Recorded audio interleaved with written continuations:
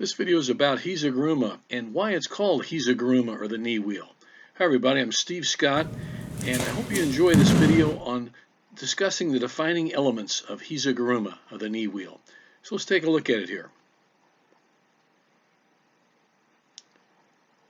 First of all, it's called Hiza Guruma because you are using your left foot, in this case Tori's using his left foot, to block or prop Uki's right knee.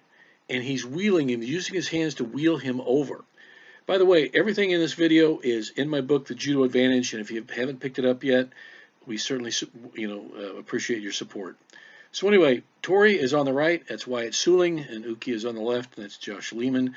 Notice they've got a good kumikata grip. They're standing, about a foot or two apart, and a good upright posture. That's very important. Posture is essential in this. A lot of hip turning in this, so we've got to have good posture.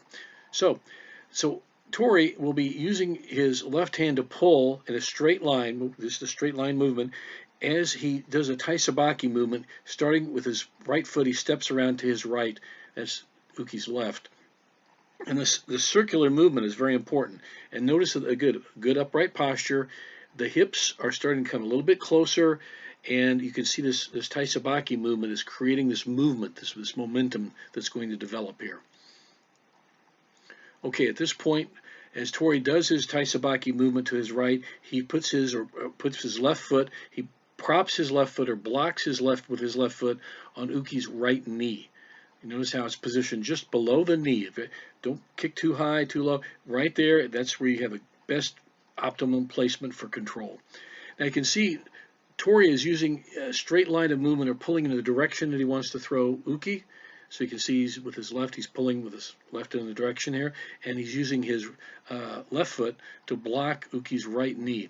Now that block there, that prop there with the foot on the knee, that is the axis of the throw. That's where the throw turns. That's the middle of the wheel that's going to be turning Uki over in the air as he throws him. Okay, notice that Tori keeps his foot on Uki's knee as long as possible, but at this point he's starting to turn his body as well, and he's turning into the direction of the throw, using his hands to wheel and steer Uki over with control. But again, it's important, keep that knee on that foot, or the foot on the opponent's knee as long as possible. And again, I stress it here, the longer you can control that, maintain that axis, that middle of that wheel, the better, and use that body rotation. So not only are you using your hands, you're using your entire body, if you're Tori, to turn in the direction of the throw, and that foot keeps it under control and it helps steer Uki over. Now, the instant that Tori no longer has control with his left foot on Uki's knee, there's no more contact there, he really starts to turn his body into the direction of the throw, and he starts to wheel and steer Uki over. So at this point, it's a vital situation to turn here, and this is where we have the foot prop on the knee, and then the wheeling action to finish out the throw, to supplement it, to finish it out strongly.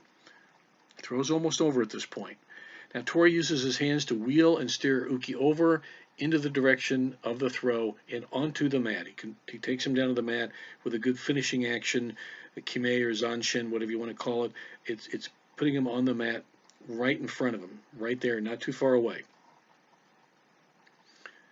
And here we have the finish. He continues to turns Uki over onto his back. Now, historically, this was one of the first throws in the Gokyo no Waza that was developed at the Kodokan by Jigoro Kano, and for a lot of reasons to teach movement, taisabaki, and everything else. And the Kodokan in those early days was known for their kawaza, or their minor throwing techniques. And this is a good example of not a whole lot of big body movement in throwing your opponent. So anyway, thanks for watching, and we hope you enjoyed the video.